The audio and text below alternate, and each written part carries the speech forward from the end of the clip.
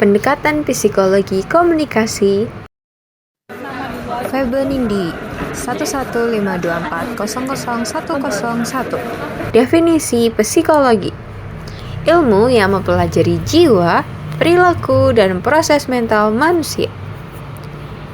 Definisi komunikasi: proses penyampaian pesan dari komunikator kepada komunikan untuk mencapai makna atau tujuan bersama. Definisi psikologi komunikasi: cabang ilmu komunikasi yang mempelajari bagaimana proses psikologis mempengaruhi proses komunikasi. Psikologi komunikasi mempunyai beberapa ruang lingkup, yaitu komunikator atau faktor psikologis, pesan seperti bagaimana pesan dipersepsi, komunikan seperti perbedaan individu, konteks sosial seperti kelompok, budaya, lingkungan mempengaruhi interpretasi pesan.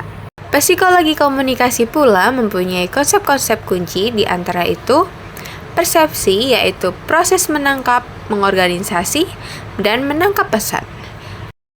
Kognisi, proses berpikir, mengingat, dan memahami pesan. Emosi, menentukan apakah pesan diterima atau ditolak. Motivasi, yaitu dorongan psikologis yang mempengaruhi respons terhadap pesan. Sikap dan perubahan sikap, yaitu psikologi banyak dipakai untuk mempengaruhi opini dan sikap. Psikologi komunikasi mempunyai beberapa metode penelitian, yaitu metode eksperimen, metode observasi, metode wawancara, dan metode survei. Fungsi dari psikologi komunikasi yaitu 1. Memahami bagaimana pesan bisa mempengaruhi pikiran dan perilaku. 2. Meningkatkan efektivitas komunikasi interpersonal, organisasi maupun massa. 3. Mengembangkan strategi komunikasi yang sesuai dengan karakter audiens. Kesimpulan: psikologi komunikasi merupakan cabang ilmu komunikasi yang mempelajari hubungan antara proses psikologis manusia dengan proses penyampaian pesan dalam komunikasi.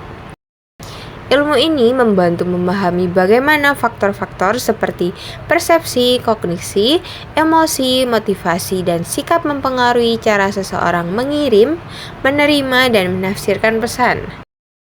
Ruang lingkupnya mencakup komunikator, pesan, komunikan, dan konteks sosial yang semuanya dipengaruhi oleh aspek psikologis. Dalam penelitian, psikologi komunikasi juga menggunakan berbagai metode seperti eksperimen, observasi, wawancara, dan survei untuk memahami perilaku komunikasi. Secara fungsional, psikologi komunikasi berperan penting dalam meningkatkan efektivitas komunikasi baik antar pribadi, organisasi, maupun massa, serta membantu mengembangkan strategi komunikasi yang lebih tepat sesuai dengan karakter audiens. Analisis kasus. Di sebuah perusahaan rintisan teknologi terdapat 2 karyawan, yaitu Dina dan Raffi, yang bekerja dalam satu tim proyek. Dina dikenal perfeksionis dan cenderung langsung mengkritik hasil kerja orang lain tanpa banyak basa-basi. Sementara itu, Raffi adalah pribadi yang sensitif dan membutuhkan pendekatan yang lembut dan penerima masukan. Pada suatu rapat, Dina mengomentari hasil kerja Raffi dengan berkata, "Desainmu ini nggak menarik sama sekali, kayak kurang dipikirin deh." Raffi pun merasa tersinggung, menjadi pendiam dan menolak berdiskusi lebih lanjut. Akibatnya, komunikasi antar anggota tim menjadi tidak lancar, produktivitas menurun, dan suasana kerja menjadi canggung. Dalam psikologi komunikasi, persepsi merupakan proses menafsirkan stimulus yang diterima oleh panca indera. Dina mempersepsikan tindakannya sebagai bentuk kejujuran dan profesionalisme. Raffi mempersepsikan ucapan Dina sebagai serangan pribadi dan penghinaan. Konsep diri adalah cara individu memandang dirinya sendiri. Raffi yang memiliki konsep diri rendah mudah merasa tersinggung dan meragukan kemampuannya. Dina memiliki konsep diri tinggi, merasa yakin dengan cara komunikasinya yang tegas. Empati dalam komunikasi efektif. Empati menjadi kunci agar komunikator mampu memahami perasaan komunikan. Dina kurang menunjukkan empati sehingga gagal menyesuaikan gaya komunikasinya terhadap kondisi psikologis Raffi. Solusi berdasarkan psikologi komunikasi. Yang pertama, pelatihan komunikasi empatik agar anggota tim memahami perbedaan karakter dan kebutuhan psikologis rekan kerja. Yang kedua, peningkatan kesadaran diri bagi setiap individu agar mampu mengendalikan emosi saat berkomunikasi. Yang ketiga, pemberian umpan balik konstruktif misalnya dengan teknik sandwich feedback. Implikasi psikologis. Ketika komunikasi tidak memperhatikan aspek psikologis, persepsi, emosi, konsep diri, empati, hubungan interpersonal dapat rusak.